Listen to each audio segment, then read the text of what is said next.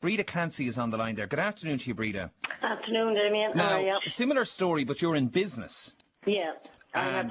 You're in financial difficulty. Give us the background. I was getting into financial difficulty, and I approached my bank manager in October, the middle of October. And my first meeting with him was, he told me the best thing I could do was pick a date and close down. What sort of a business do you have there? It's a cafe. In Limerick? Yeah. Okay. Now, it used to be dependent on builders. You know, it was builders come in, had their breakfast and go, but you don't see many builders around now. So I said to the bank manager then that if I close, I have no way of paying you. It's the only income that I have. And he said, well, you're hardly making it at the moment and you're open. Okay, so you went to the bank manager. Were you looking for an extension of the loan? Would he reduce my payments, even if only till after Christmas, to see could I get through and hopefully the business might pick up by then. And he said that it was a structured loan that I had agreed with him, and he wasn't going to reduce it. And how much are your monthly repayments? It's 270 a month. Now, it doesn't seem very much, but today now all I took in was €35. You know, so, I mean, the business is dying on its feet. So I just wanted an extension, and I offered him 150 to just bring me on for a few months. No, he wasn't having that at all, he wasn't. He refused to bring it down at all and said that was the agreement. When you see how the banks gave the developers 70% or 80% haircuts, as they call them, through the transfer of loans to NAMA, you're saying, look, I'll pay you 150 a month of the 270. Yes, I offered him that, and he wouldn't take it. So then I started receiving letters and phone calls because I fell behind on 1 month. And the day after I fell behind on 1 month's payment, I got 3 letters and 2 phone calls. But isn't 100? You know, half a pan is better than none at all, as they say. Yeah. Now, that's what I told him. on the other hand, Breda, you know, maybe the bank manager is being kind to you here. Well, maybe he is, yes, but I felt if I was open, at least I was going to be taking in some income. And if I close, I have no other income. So I had no way of paying him anything at all. I know that, but at that stage, I mean, will they just wipe the slate clean and write it off as a bad loss? I doubt it. I'm now gone into recovery. They have me gone into recovery, which is the bad debt, and my credit rating is 0. Now, I was speaking to the bank manager only yesterday, and I keep asking him for the letter to say that I offered him 150, and he won't give it to me. He won't. Only yesterday he told me that he wasn't going to put it in writing and that he wasn't going to incriminate himself by giving me that letter saying that I offered him €150 a month. All right, we contacted Bank of Ireland. They said they always discuss options with customers, and we'd ask that if you're having difficulties, get in touch with your bank manager as soon as possible. But that's what No. They say that. So what are you going to do then, Breda? I don't know. I really and truly don't know at the moment where I am at the moment.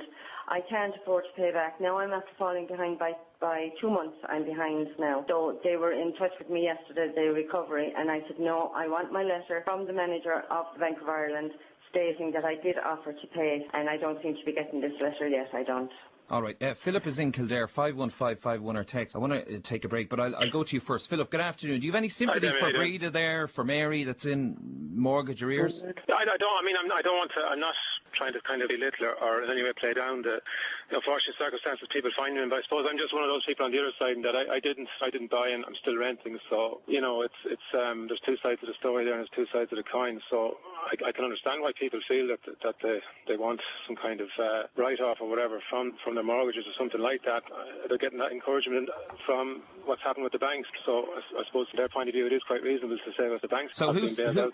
So whose side are you on? Are you on the side of the banks who are demanding their monthly repayments, or the mortgage holder who's lost their job and whose value of their house has... Well, it's not a question of size, and I certainly don't want to be taking sides against people who are unfortunately have lost their jobs and have these huge mortgages to pay back. I'm just saying from my own point of view, and I'm sure there's lots of other people out there as well who, for one reason or another didn't or weren't able to buy a house, they weren't able to afford the excessive house prices in 05, 06, 07, 08.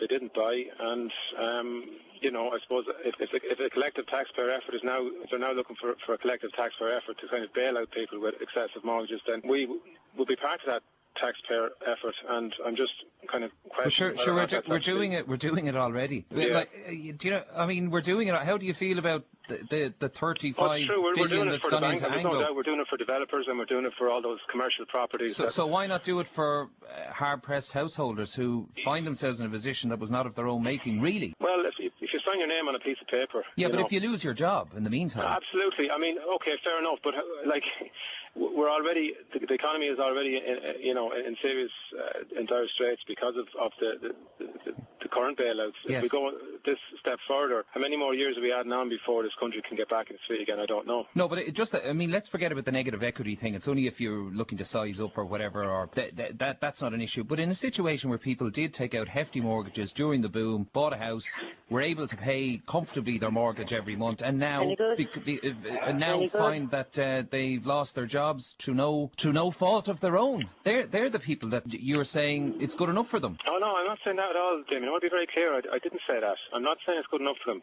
I'm just saying that if there is going to be some kind of relief for these people, or some kind of in other words, the state taking a part of their home, taking a share in their home. I suppose we're all going to have to end up paying for it. Mary? That's really my point. I mean, look, I know lots of people in that situation. A great thing in hindsight, as I said to you, Damien, but I take exception to that. I mean, we were well able to afford our mortgage. We were led up a garden path as well by being told, if you don't buy it now, it's going to, be worth another 100,000 in a couple of months' time. We wanted our home. I wanted my home for my kids. I felt I was doing the right thing. We were in good, secure jobs. We had no idea that the bottom was going to fall out of this. Who's to blame in this? Definitely not us. Definitely not us, and I definitely take exception to that. Well, I'm not getting into a blame game. I'm not trying to sort of throw blame around. And as I said already, I fully appreciate the situation, and I completely sympathise with it. I'm just saying that if this is something that's going to be seriously entertained by this government or future governments, it's going to cost a lot of money, and it's going to, somebody's going to have to end up paying for it, and I don't know who that's going to be. All right. The German taxpayer is not going to. The well is dry in Berlin, and going back to the well with the bucket for this further extension of sort of writing stuff off, it's just, I don't know if it's feasible. All right. Well, Carmel Hennessy's in Wicklow. Thanks, Philip, for that. Good afternoon, Carmel. Thanks, Philip. Good afternoon, Damien. How are you? Your point, Carmel. I'm afraid I agree with that gentleman there to a point anyway. Those of us who rented and didn't buy and get involved in this big property hype situation, why should we pay for those who did? Yeah, but it's not a crime to buy a house. No, indeed, it's not a crime to buy a house. But most people would have been able to see, surely, at some stage that when the prices kept going up. Let's pretend for a moment the prices had continued to go up and up and up and up. What was their kind of ultimate game then, to sell on the house and make a profit from it? But how many people, well, apart from investors that wanted to do that, people wanted just to buy a home for themselves and their families. In Mary's situation, they came back to Ireland, wanted a fresh start, wanted to buy a house to rear their two children, took out a mortgage, €350,000, were able to pay it, no problem, and then her husband lost his job. But that's the way of the world as well. The idea of a permanent, secure job, unless you're in the public sector or something like that, is gone with many, many years. But Carmel, it's only gone, since the whole bottom fell out of the economy. Nobody would have even foreseen, and I mean, I'd be well up on a lot of things, and so would my husband. We had absolutely no idea. Absolutely, and nobody else had any idea. No, that's not true now, because there was definitely economists telling people that was going to happen. Well, Carmel, do you honestly think I would have paid $350,000 for my home if I had known that the whole bottom was going to fall out of it and it was only going to be worth about $200,000 in 5 months' time? I definitely don't think so. I'm definitely not that naive that I would have even dreamt of going down that road. Well, how come there are some of us that didn't buy then? Well, you're just lucky, Carmel, to be honest with you, and I would love to actually say I'm in that same situation. I'd love to be the caller at the other end of the phone saying, didn't go down that route. I actually, I stayed in rented accommodation. I would love to, but I definitely wouldn't be shooting down the people that have actually gone down the road of taking out a mortgage through no fault of their own. Well, admittedly, yes, I accept the banks shouldn't have given 100% mortgages anyway. I never agreed with that in the first place. Yeah. That was just crazy situation. Absolutely. Because anyone getting a 100% mortgage, even if they had the best job in the world, just didn't kind of seem, because people usually had to save a certain amount of money before they bought a house. Okay, well, Carmel, do you think banks should write down mortgage loans if people are struggling to repay them? No. Right, thanks, Carmel. Thanks, Mary.